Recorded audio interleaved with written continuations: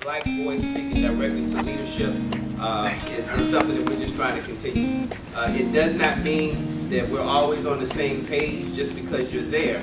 However, if you do have a voice and you have an opportunity to express the concerns of the community, it only is effective if you're touching the community and reaching out to the community. And what we've tried to do within the past few years is build stronger relationships with organizations to have a pulse of what's really happening in the community. I try to tell everybody whenever I have a chance to speak on behalf of the agency, the black community is not just one voice. We are very complex, we're very sophisticated in how we think and how we approach things, and there is not just one approach to the black community. However, we have one history, and that one history unites us. And what we're trying to do is preserve all the integrity of what that history has shown us through the years, but at the same time partner with the leaders who are in place, like Major Parker. And if it hasn't been said yet, Major Parker, I'm delighted to know that he's now Major Parker as opposed to Captain Parker. And I'm glad to see him in the Community Outreach Division, because even though he's done work throughout the Sheriff's Office, you know Major Parker's face. And what we're counting on is that Major Parker knows enough community leaders to be able to pick up the phone personally and say, hey, let's talk about this. That's what we're hoping to build on, but ultimately we have to maintain our relationship with you if we're going to have a voice representing you and the rest of our community. Thank you so much for the voice of Cole and the Cure on WTMP on Saturday morning. But thank you, James. This is a family thing. Huh? We've really enjoyed working very well with them, and we are going to encourage that continue prosperously as we work together collaboratively. I want to get the speakers ready. They will have 5 minutes each, Natasha, as they start. But I want to get a couple of minutes from Mr. Cole, because he's been saying there's something he wants to say. And we're going to give him that opportunity to have it recorded, and he's going to say what he needs to say, and then we'll start with the panel. All right. Mr. Cole. Mr. Cole, I need you looking at the camera because we got you on the camera. He can't hear you. Give thanks to the NAACP, especially the president, the vice president, for the wonderful plaque that they gave me for my life membership. I really appreciate, and the board, everyone. I really appreciate that, and I want to thank you very much for that. I felt somewhat, though, that I deserved it, because I don't think you know the history that I know about the NAACP. I think it's the greatest organization that God has ever given us in this country, to black people. And we got to realize that. If you don't know your history, you don't know where you're going. You got to know your history. And I thought that in my 5 minutes, I will just give you a little history about the NAACP.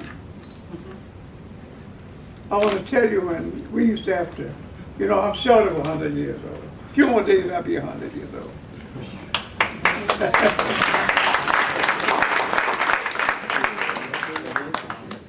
See, I remember the days that you couldn't put your shoes, you couldn't try your shoes on when you go to the store. Now, let me first say this. I'm speaking of Tampa, Florida. The NAACP wide organization all over the world, the country. But I know we had some powerful presidents and members of the NAACP here in Tampa. I'm talking about Tampa. When you couldn't try on shoes. If you didn't know your size, you didn't get that shoe. Why we were able to put our shoes on? The NAACP. When we went downtown, there was no restaurants. There was no restroom, no water fountain, no anything downtown. We did not have any place that we could go other than to spend our money. We had to go to the bathroom where Jackson Grain had a feed company with those boxcars there. We had to run down there to hide those boxcars. Everybody going to town carried some toilet paper with them.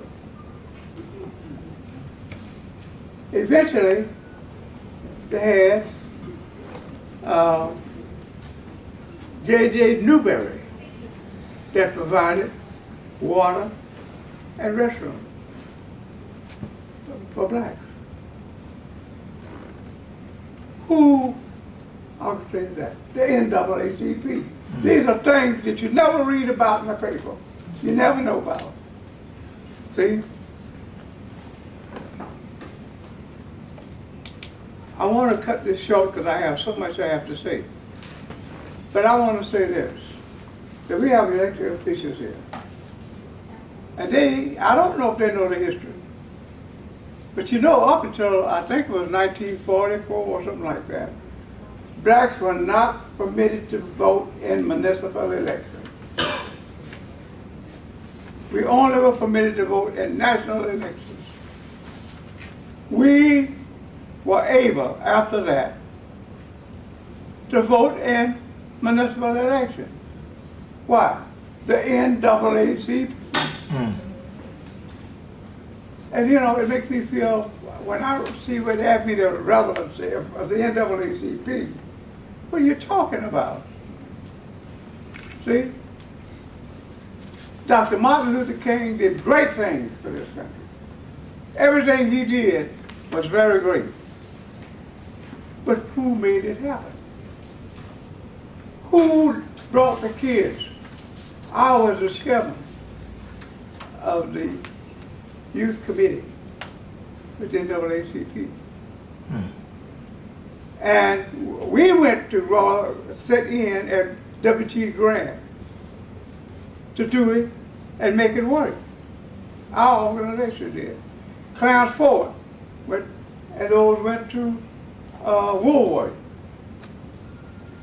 See, what I'm telling you is this, is that I think sometimes that we work towards things and we don't realize and give ourselves enough credit for what we're doing.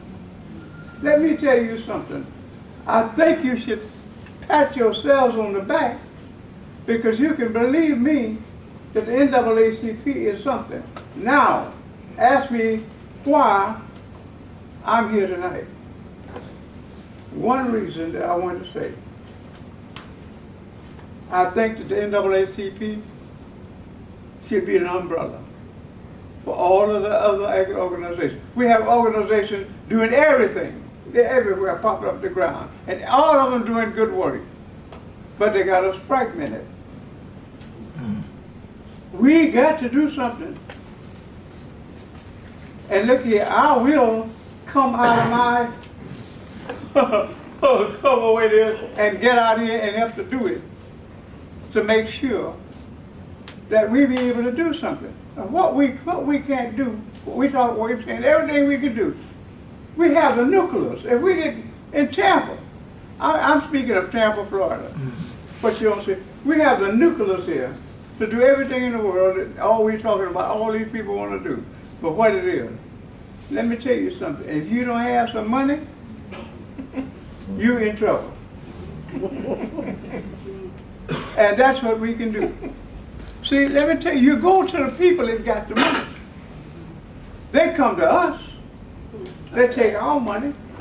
We march against them, but not for money.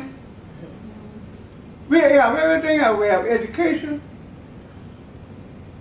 We have the opportunities in every way to get a job. But buddy, let me tell you, we don't give any jobs. The greatest thing in my life, when I came along, and my wife and I sat there and made payroll for 64 people every week.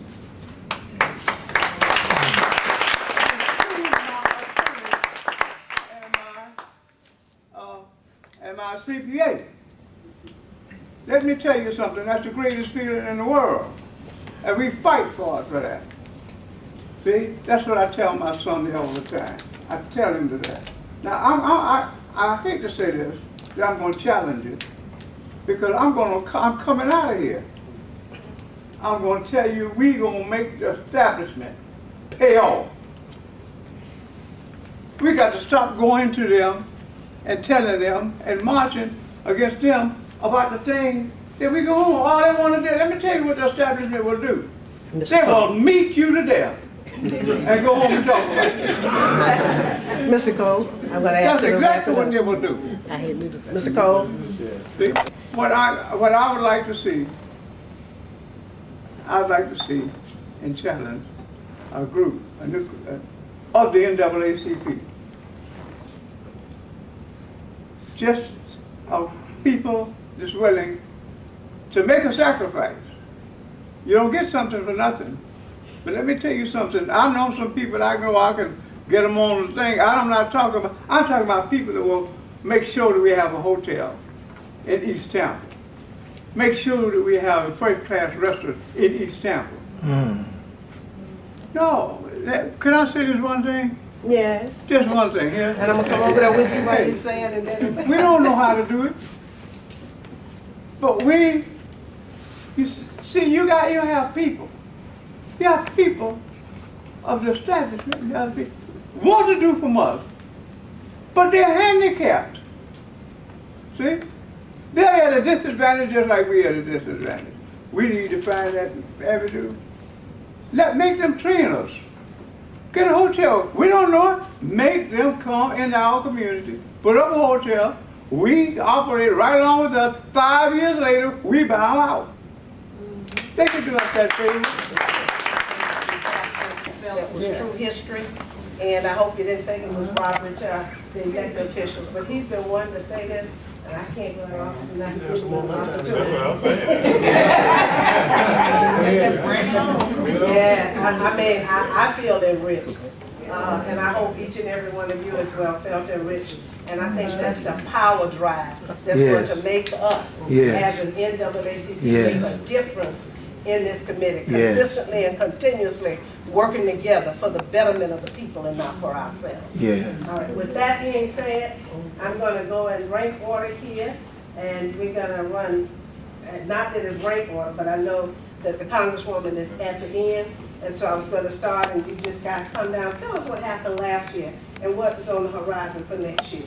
And I see Ms. Spencer hanging. Yes, ma'am, Secretary Spencer. Just for the record, I'll stop taking notes at this time since it's being It'll be recorded, okay. For the records, the recording will be our notes. Thank you, Secretary Spencer. We'll get, one more thing, 5 minutes. And if you would look at Natasha and not me. It'll go off, you and your face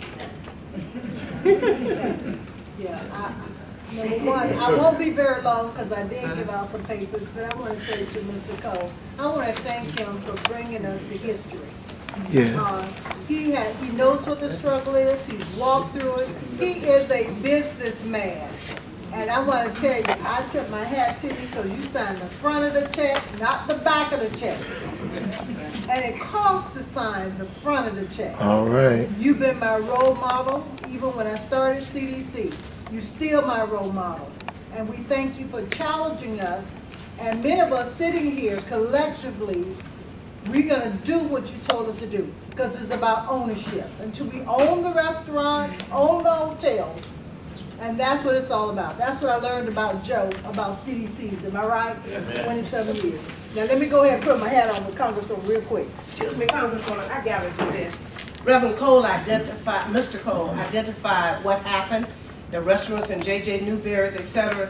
And you know, sometimes you don't know the history within your midst, and then I want Chloe to go. But I want to ask Reverend Shafter Scott to stand up. I was about to have a heart attack because I thought he was about to leave. Reverend Shafter Scott, stand up, please.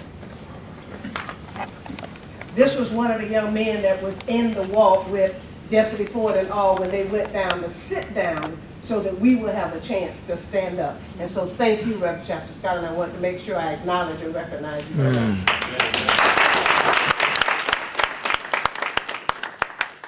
Sorry, Congresswoman. First of all, I'd like to say that Congresswoman Castor did write a letter. I hope everyone get this letter here. That she actually wrote the letter to Dr. Carolyn Hepburn Collins, so you know your entire name.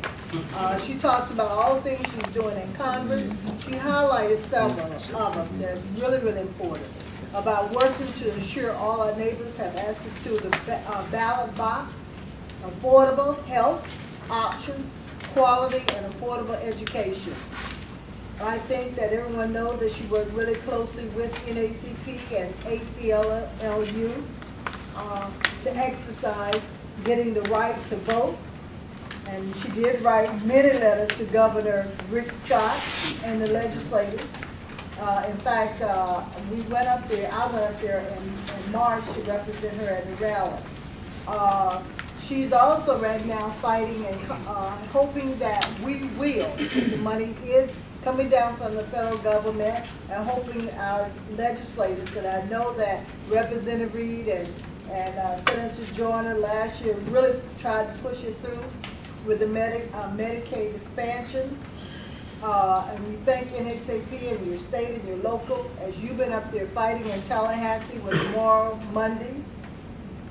One of the things that Congresswoman Cash has really had in her heart and has really been fighting for, but education is funding for our local Head Start and early Head Start programs. Also with the Pell Grant, I have here, I want everybody to make sure you look at this, because it's very critical, is the monies that are coming down from the federal government, building blocks for growing our economy. These are federal grants, and these are 2014 highlights in Tampa Bay. Really glad to say in May that CDC in Tampa was one of 18 recipients of $3.5 million grant from U.S.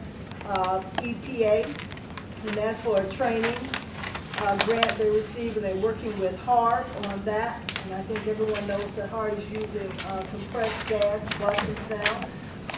We need to make sure that we get our people employed. We were very happy in September that Hillsborough Community College received $350,000 from the U.S. Commerce Department, and they are using that for diesel and training, their site that they have also in East Tampa. And then I know that this coming Monday, the Center for Women, Helen Gordon Davis, is doing a women's business center. They received $750,000 from U.S. Small Business Administration. We talk about transportation with HART there.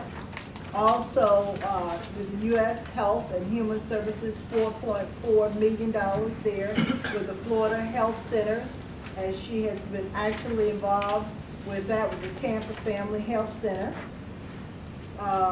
And you see the other grants that are here.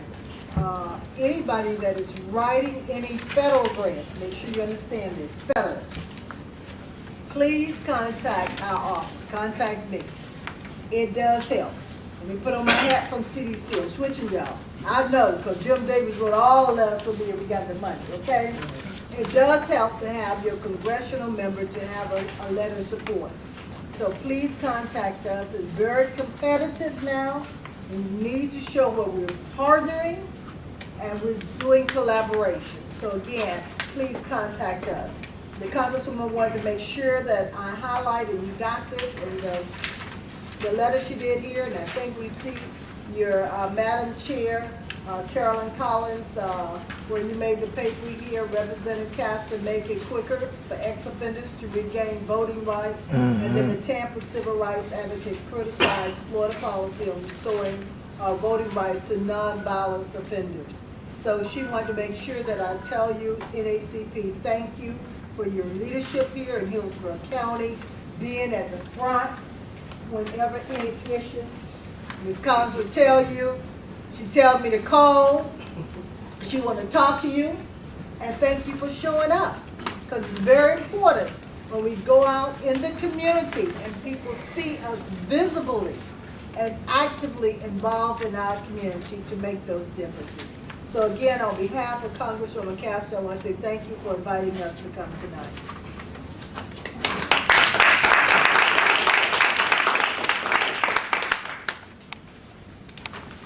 I also want to thank you for giving me an opportunity to come in and talk about what happened last year. Last year was one of the better years of the 8 that I served.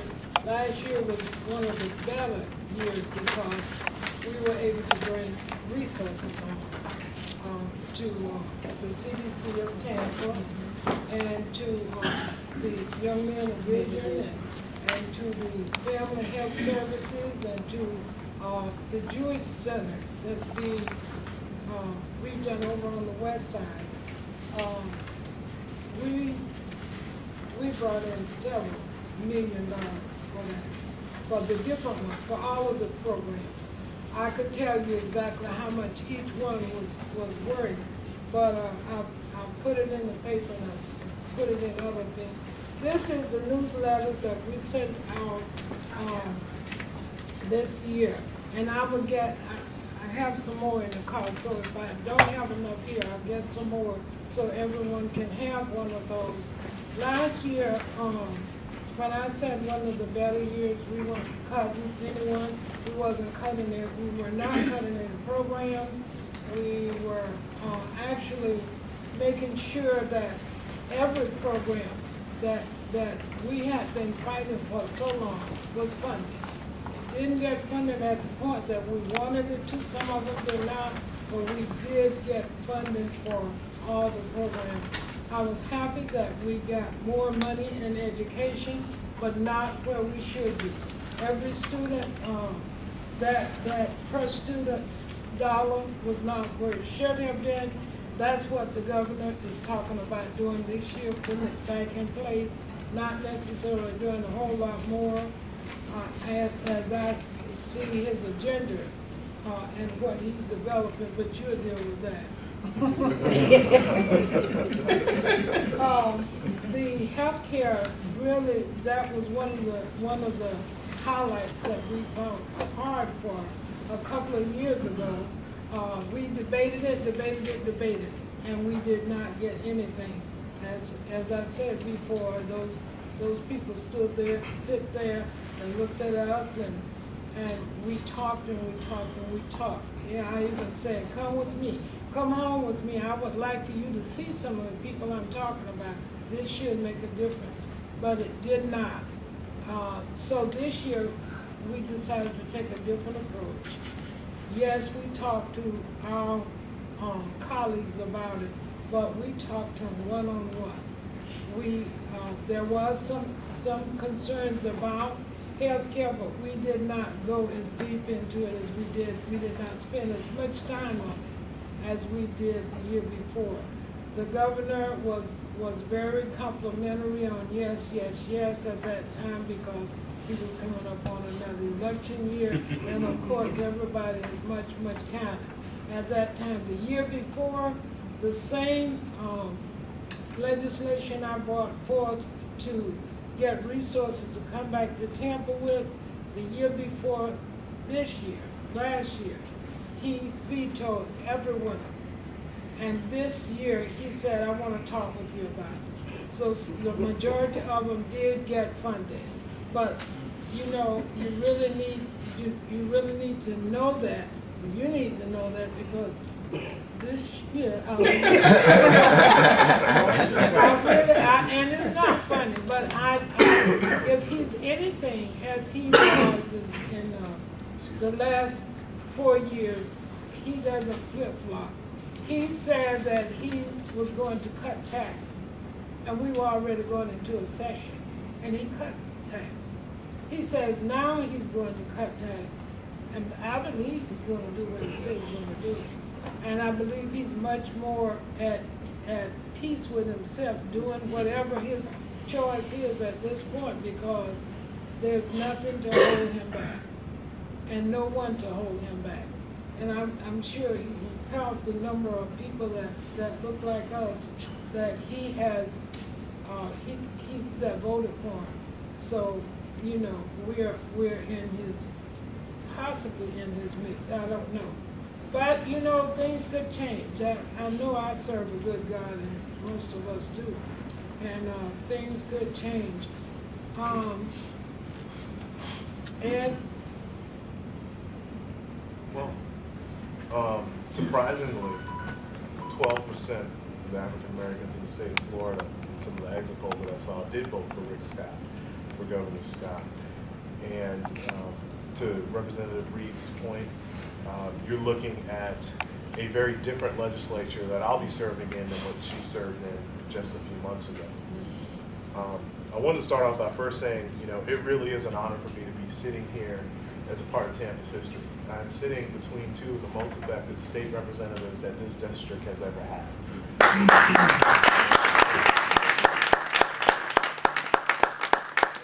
That is a fact, and I know all of you know that, and believe me when I tell you I was in Tallahassee this week getting sworn in, and pictures on the wall of Les. I don't know if people remember this or not, but he was one of the few people to serve as both the House and the Senate Minority Leader. There's only 3 other people that have done that. Senator Joyner was installed this week, and that's part of the reason why she isn't here tonight. She's very busy over in Orlando working with the Black Caucus on some issues. But Benny Reed will always be my state representative, and I heard something a little bit earlier, and I just want to make one slight little correction to something I heard. I believe that Representative Reed still has a whole lot to offer this community, so don't think she's retired. All right. You know where I'm going here. Right. She has a lot to offer this community still, and I expect to sit on some more panels with her in the future. But let me just jump in and say that Governor Scott is probably going to try to govern a little bit more from the middle this time around. When he first got in, the Tea Party folks were the ones that put him in, and so you saw some of the things that he did. I think he went in as a CEO, and he has learned that he has to govern for people. Now, I'm walking into what is called a super minority. We lost 6, we being Democrats. I'm not going to assume that everyone in the room is a Democrat, but we lost 6 seats in the House of Representatives, which means that the Republican Party doesn't need to speak to any one of us to pass a bill. It weakens my ability to some extent to push forward an agenda that I believe will affect this community in a positive way if I was going to be a partisan person that said, I'm only working with Democrats. But as you know, when I ran, I said that I'm going to reach across the aisle, and I'll continue to do that to bring resources home. And when I mentioned the effectiveness of both Representative Reed and Commissioner Miller when they served in the legislature, it was because they were willing to do that. I've already held several meetings with some of my counterparts in both the Senate and the House that happen to be of a different party. To Mr. Cole's point, it is about capitalism. We live in America, and at the end of the day, it's the dollars that count. It's the dollars that matter. You can do one of 2 things as a legislator. You can pass bills, or you can bring money home. And I know I'm not going to pass a lot of bills as a freshman, but I'm going to do my best to bring some money back home to our district. So I just wanted to share that the committees that I've applied for are going to be very non-traditional. You know, my wife is an educator. I'm not seeking to sit on education or necessarily the healthcare committees or the social committees. I've actually put in for transportation, for economic development, for the ports, for committees that traditionally black legislators don't find themselves on, but those are the committees that the dollars run through that you can bring back to your community. As many of you know, I work for AT&T professionally. I'm a businessman by trade, and I believe that that is how we impact our community. As I was jokingly saying to a peer of mine this week, if you have a job, you have no incentive to rob.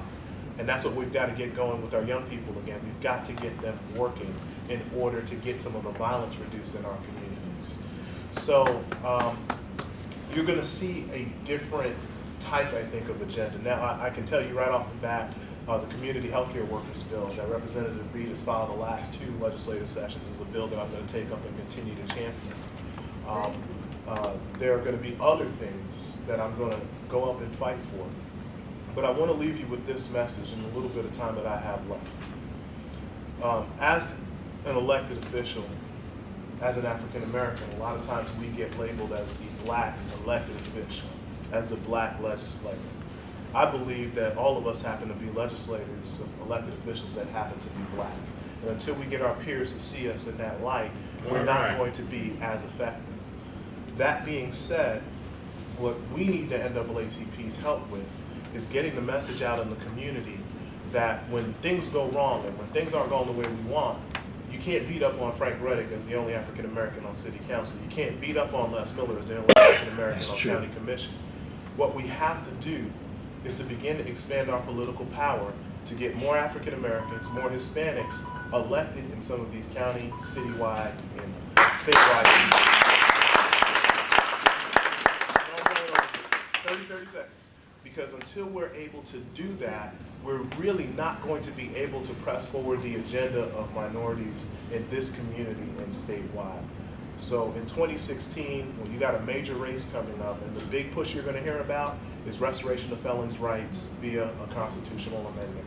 And the NAACP needs to lead the charge behind that. Thank you.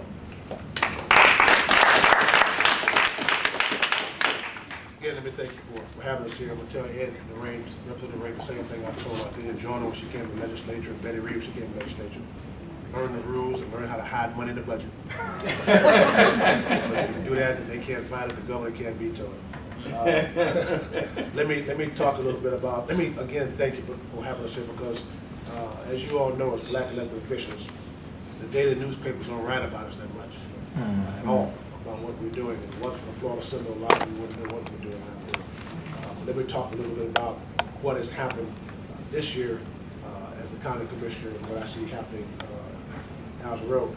Economic development, jobs, are very important, what I've been trying to work on in Hillsborough County. Because the mere fact is that if we don't, our district that I represent, Hillsborough County, is going to be totally left out. I came to the county commission talking about one of the great jobs in Hillsborough County, trying to make sure minority businesses got business.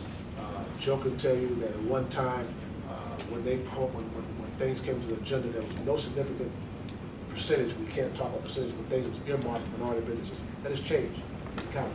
We passed entities now in procurement. There's always a percentage that's going to go to minority businesses, specifically African Americans. We're moving to office because it was so far out in the back of the corner of the woods, in the back of the alley, no one knew what office was. We're now moving that to Ybor City, so people can have access to that. So that's vitally important that we have economic development. One of the things that I tried to work on was small projects is where we can go and making sure people have jobs. People knock me because of Bass Pro. I voted for Bass Pro. Let me tell you why I voted for Bass Pro. Number one, it's in my district. Number two, one of the things that politically I knew it was going to pass, because if I voted against it, it was still going to get 6 votes. And I wanted to make sure that when Bass Pro came to this county, that it was going to hire some African Americans, some people that look like me, in that business.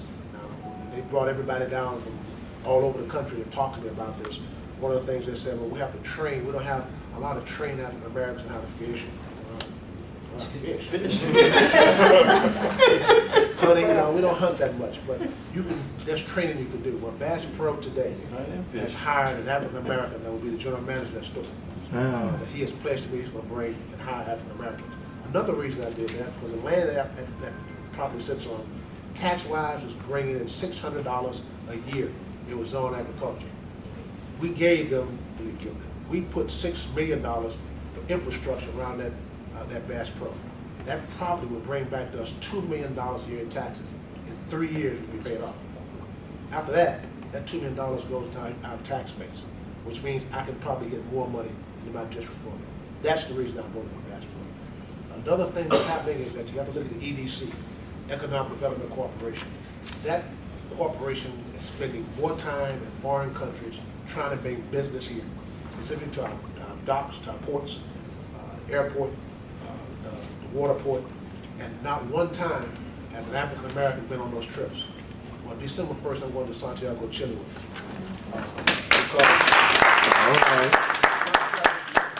it's a major country. People don't realize this, and exporting to this country. But we're not getting it in Hillsborough County. And if they see an African American coming in a leadership role that wants to do business with them, I want to make sure that when they come to our port of Tampa, when they come to our airports, that we're going to be part of that whole process of getting those jobs and making sure that Santiago, Chile understands that we have some leadership within Hillsborough County. So that's an important thing. Infrastructure-wise, one of the major things that I have a concern with is our infrastructure, specifically in my district. It's been neglected for many, many years. We saw what happened in California recently when all of the water mains and all those things broke. We're a little better in the city of Tampa because some of our stuff is new. But one of the things that we did in one part of my district is East Lake subdivision. They were operated and owned by a private water company, and we have a lot of black people live there, that the water bills was astronomical. And the first time that I got elected, the night before I was sworn in, I was dealing with water in Palm River in East Lake. Well, I fought so hard. We're going to buy that water company now for $14 million. because the mere fact is it helped bring down some of those water bills that affected some of the people in that area. And I want to thank Betty Reed also for Palm River. Palm River is an area that they don't have access to portable drinking water or sewage systems, because the mere fact is that the city of Tampa signed an interlocal agreement in 1968 because they thought they would annex that area. They realized it wasn't a very viable area, so they didn't annex it. So I've been fighting since I've been on there to try to get them to do something about that. And the city of Tampa won't budge. But Betty Reed last year, it's $500,000 she brought back to try to make sure that we start putting infrastructure in there, that we're going to have some dollars to go in there. So I want to thank Betty for that. Take that up. I'm going to be done. I know I got some time. One of the most important things we talk about now is transportation in Hillsborough County. As you know, Hillsborough County is growing. And people are talking about transportation. In 2010, the initiative failed. We're going to go back and try to put it back on 2016. But this time, we will make sure every person in this county, regardless if they're in the city of Tampa, Temple, Plant City, or unincorporated county, will get something. We're going to ask you for a half % sales tax. If it's a sidewalk, we've been in talking to Mike Merrill's been talking to every community organization possibly can. I've been with them. We're talking about the importance of transportation. We're not only talking about rail, we're talking about buses. We're talking about roads that have to be improved. We're talking about sidewalks. We're talking about infrastructure. That's something we're going to have. This county is going to continue to grow. We're at 1.3 million. We're probably 1.6 million. 1.3 million people now is going to continue to grow. Infrastructure is important. Transportation. The most important thing that this passes is jobs. Jobs, jobs, jobs. That's vitally important. I'm going to be done. Charter review is coming up, ladies and gentlemen. We do this every 5 years. It's important that you pay attention to what's going on. Make an appointment to charter review pretty soon. We just had an election. The makeup of the county commission will change. We have a very, very conservative person that was elected, who's already said he's not in favor of tax dollars being spent on transportation, which may influence some others from the other side of the aisle. Please stay tuned. We only have 2 Democrats there. One of them a Democrat sometimes. But we cannot move this county forward without dollars. We can't sit back and be in the horse and buggy roads. We can't improve on infrastructure if we don't spend dollars. So this whole thing about not wanting to raise taxes, if you don't raise taxes, ladies and gentlemen, you will be riding a horse and buggy. We're living in the dark, and we're all going to have infrastructure problems. So please pay attention to that. The elections in 2016 are going to be very important, vitally important. So just stay tuned. I know my time is done. Maybe we'll get some questions later on. But Before I begin the seriousness of sharing with you news about our Hillsborough County School District, Representative Noreen, I hope that when you said that it's not fair to beat up on Commissioner Miller because he's the only black on the city county commission, and Mr. Reddick because he's the only council person, that it was okay because I'm the only black person on the board. So I hope that was an oversight. Let me tell you a little bit about the life and work of the school district. It is very much like our own life in general. We've had moments of great reward and celebration. We have had times when we have seen our children do better than they have done the previous year. And just as life has it, we've had moments of real disappointment where our African American male boys are still struggling or have a higher proportion of being suspended from school or put in alternative education or not given the kind of support that really will make them successful. We have incidences with our students where things were not handled appropriately, just as recently as Wharton High School or Chamberlain High School. I'm not going to hide behind the fact that those things didn't happen. Some of them because maybe things weren't done as they should have been done within our school district. I won't be able to talk about them tonight because they're under review and under investigation. But we have had moments where we can be very proud of. We've had an incident at the Florida State Fair where certainly we worked hard with Commissioner Miller and with the Fair Authority, with the Sheriff's Department, with the City of Tampa Police Department, with the Pastors in Patrol to make sure that this fair in the next coming year will be a safe place for all of our children, where the emphasis is going to be on the family, where we are going to make some changes on how students get into the fair, the kind of identification that they need. We're going to have our teachers and some of our resource officers and our counselors and volunteers who our students know to be part of the collective effort to make our students safe at the fairground. This has been an ongoing conversation. And so for those of you who, like me, found real disappointment in the things that didn't go well, I'm going to say to you that this board is going to continue to work hard to make sure that we do what we promised to you. First of all, that all of our students, all meaning all, get the very best opportunities in education that they can. But the one thing that I realized as a person who's been in education for 50 years, that we can't do this job alone.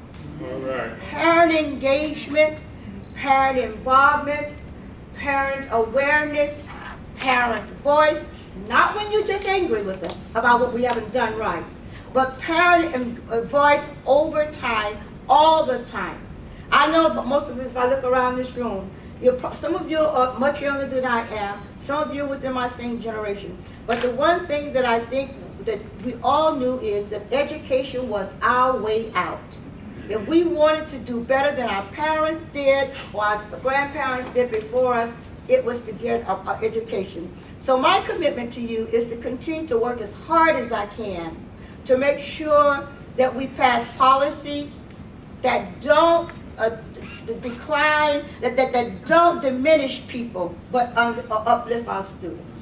That we put the best teachers in front of our students who are culturally aware and sensitive and willing to understand how different we all are. And I think you said, Mr. Cole, about just because we all share some commonality of where we came from, we all have given talents and skills and abilities to be able to think, and that's what makes us good. If we all thought alike, we could just sit in a corner someplace and view the world from that, but that's not what we're going to do.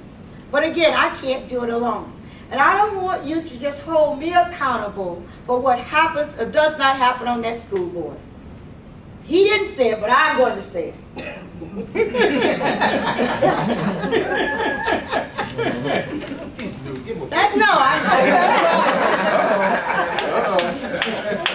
It's the children's board. This is all the time. Don't worry.